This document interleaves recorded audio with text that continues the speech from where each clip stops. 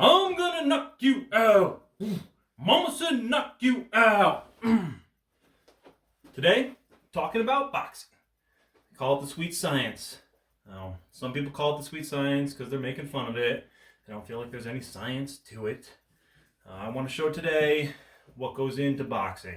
And your movement, your balance, your offense, your defense, knowing your opponent.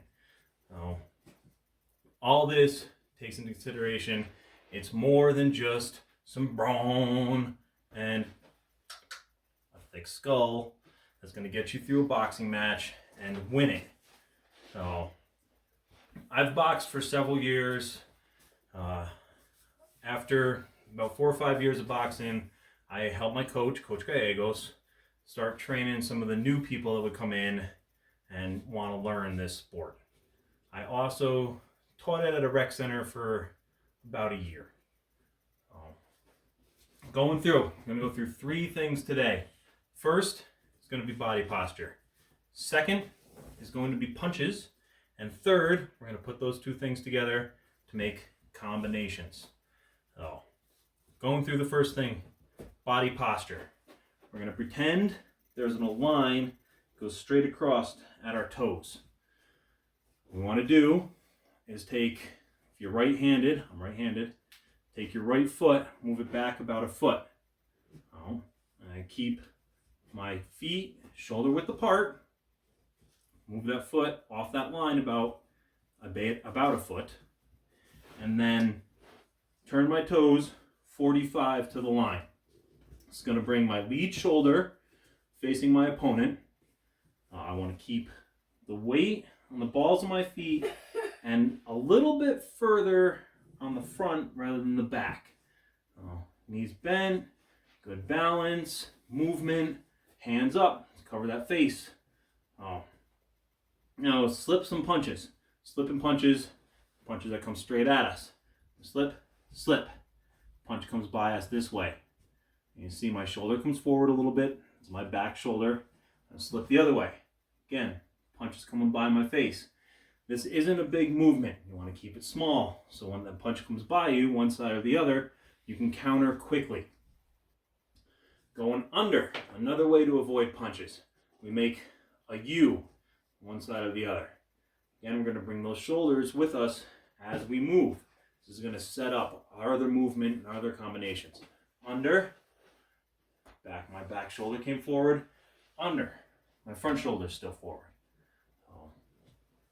Now we know how to avoid a couple punches. Let's throw punches. Our punches are numbered 1 through 6.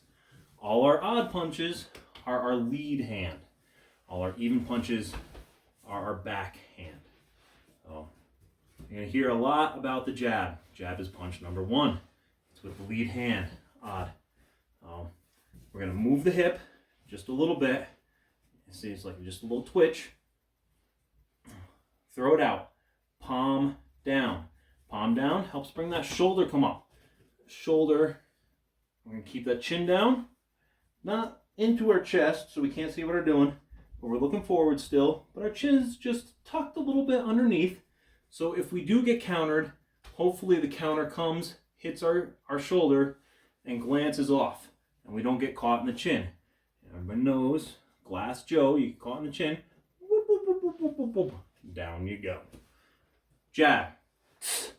Palm down, shoulder up, hip just a little bit. I'm making this sound. That way also I tighten my stomach up. And that sound's going to remind me. Tighten the stomach. Backside, number 2. This is a power punch. We're going to present these hips forward. We're going to move on the ball of that foot.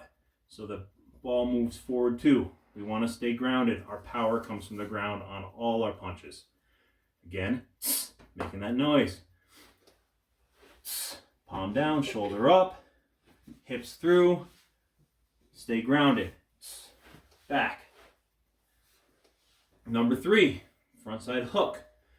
Frontside hook, we just bring this out, make everything parallel, and it's about even between our shoulders and our chest. Through this, we're going to pretend we have sock feet on a slippery floor. We're going to move that front foot on the ball. Move it. And here we go. That's number 3. Number 4 is a backside uppercut. Backside uppercut. Again, we're going to bend down just a little bit. And just like moving our feet on number 2, we want to do this forward. Move the ball of your foot, hips. We're going to drop that hand a little bit and bring it up. Now, number 5. Number 5 is going to be the front side uppercut. Front side uppercut, again, we're going to drop it down a little bit. This is going to be a quick uppercut. Not going to be as much power as that backside. Oh, again, we're moving our hips just a little bit, like punch number 1 on the jab. It's just a little movement. It's not that hook movement. Number 6. Number 6 you're not going to see a lot. It looks like a haymaker. It's a backside hook. And you're not going to see it a lot because when you do it, you leave yourself exposed. There's a lot of surface area about here and your face that an opponent can hit as you're coming around. And it's also slower than all the other punches. So now that we have punches 1 through 6, 1, 2, 3, 4, 5, 6, we're going to use those with our body movement to make combinations. Start 1, 1, 2. Jab, jab, cross. Now we're going to go into 1, 2, 3. Jab, cross, hook. Let's get some movement in there. 1, 2, 3. Under.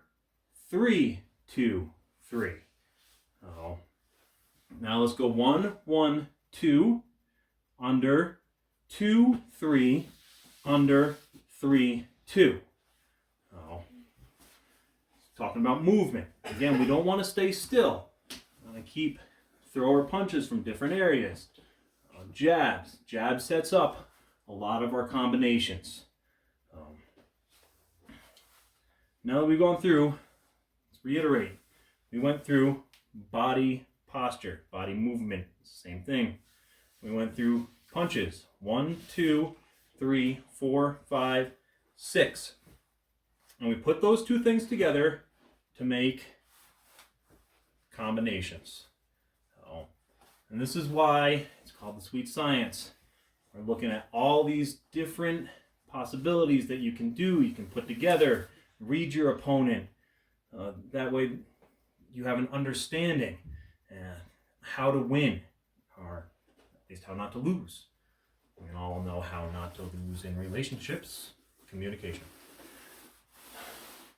And we'll take all this stuff, the movement, the punches, the combinations, and you can use those even if you're past your prime or you might not be in fighting shape anymore. Do I want a piece of you? And on my light work.